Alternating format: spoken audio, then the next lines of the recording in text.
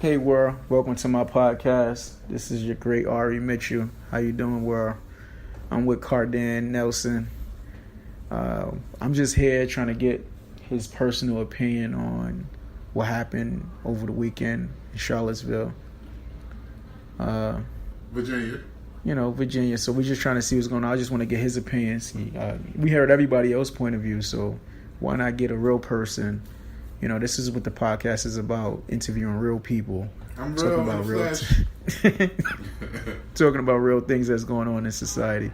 So, what's your opinion on it, Cardin? Well, if it wasn't for the white devil, let me stop. I'm joking, guys. I'm joking. To me, how can you demonstrate that you're having a peaceful protest and yet you're bringing goggles, shields, weapons, sticks, pepper spray, but it's peaceful, right? I kind of blame both sides because they also participate in bringing certain selective weapons to So you blaming the black side too? No, Black Lives Matter is totally different, and it really wasn't really that many people of color there. It was more Caucasian descent there, to me. In my opinion, what I seen on the news, it really wasn't a lot of blacks. Maybe 2, 3. And one black guy, he had the flame torch with the can. Yeah, one black guy got killed. He got ran over by a Caucasian guy who was a part of the white supremacist group. Yeah, but he was suffering from mental illness. Because that's how they're going to probably play it out in the news. So basically, you saying, in your personal opinion, that if he was black, they wouldn't give him. He'd have been a terrorist. He'd have been a thug. He'd have been everything under the sun except for a man of God. But he'd have been his label in the media would have been thug, killed, terrorist, killed. Everything that's in color or people of color, they label us terrorists, thugs, animals, savages. So how do you think the president's response was? Because the president had a response. His daughter did a better response than he did.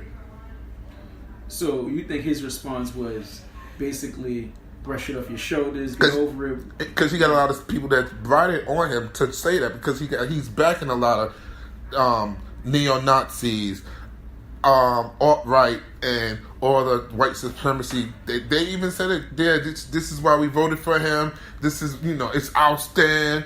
But history was shown, even with the Confederate, they lost the war. Even with the neo-Nazi, they lost the war. They continue to lose. So y'all, just to me, they a bunch of people that's lost. A bunch of losers that's rallying against what? Neo-Nazis in America? So, give me 1 second. Come back? Yeah.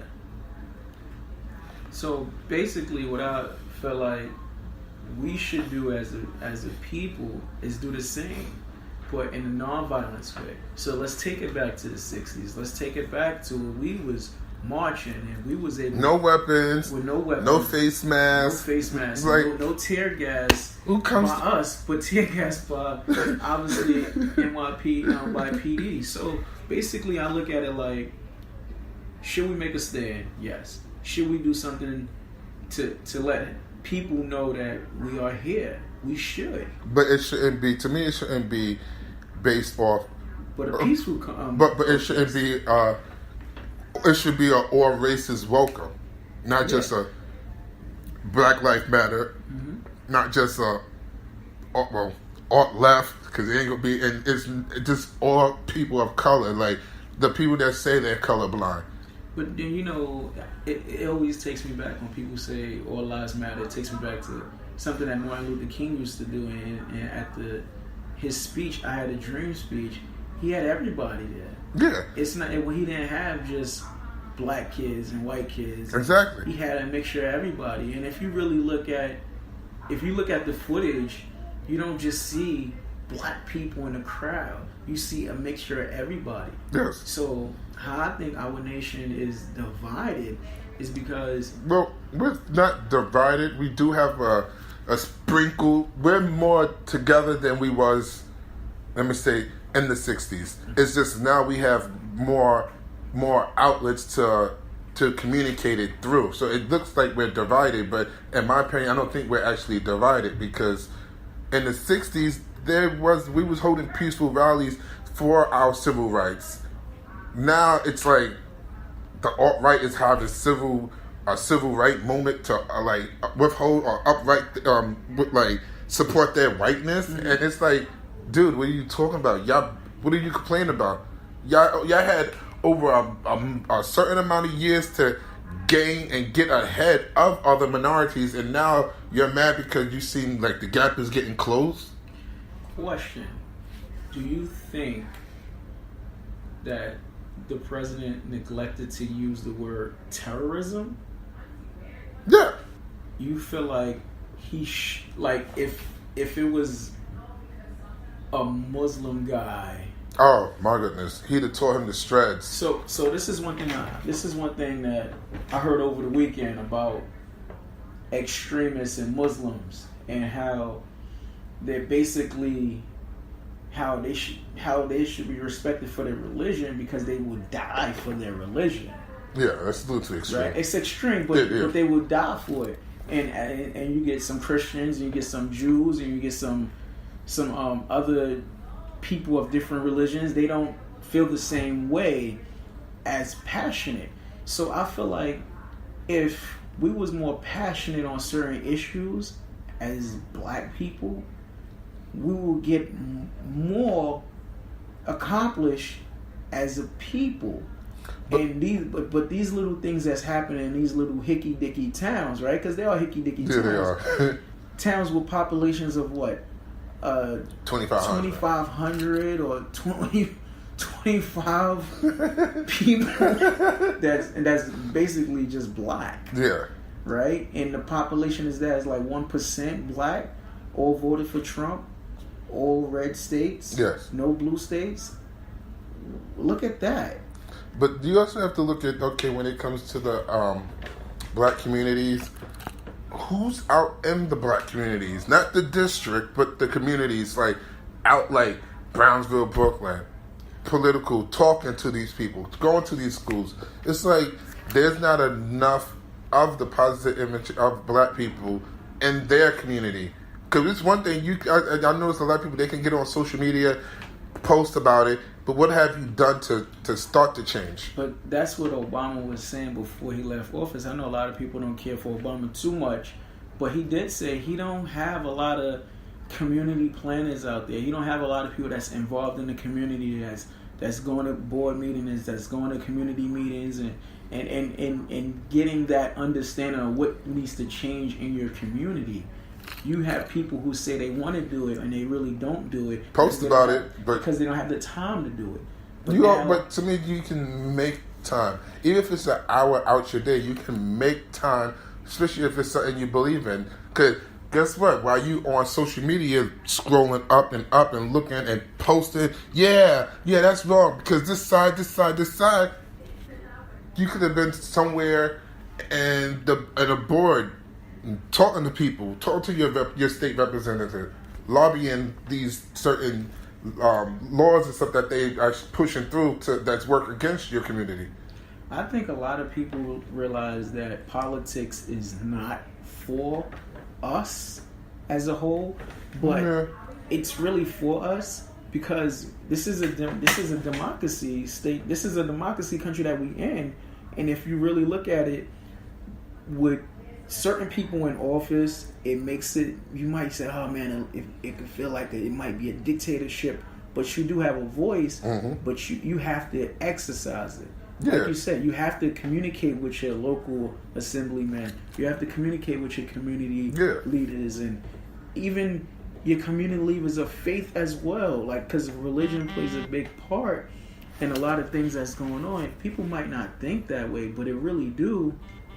And we have to learn how to just communicate as a people and go to our local priests, our local businessmen and say, okay, what can we do to structure our community? You be in an area right now, which is Chelsea, which on this one particular block is over $1 million and some plus dollars businesses here. Yes. Over.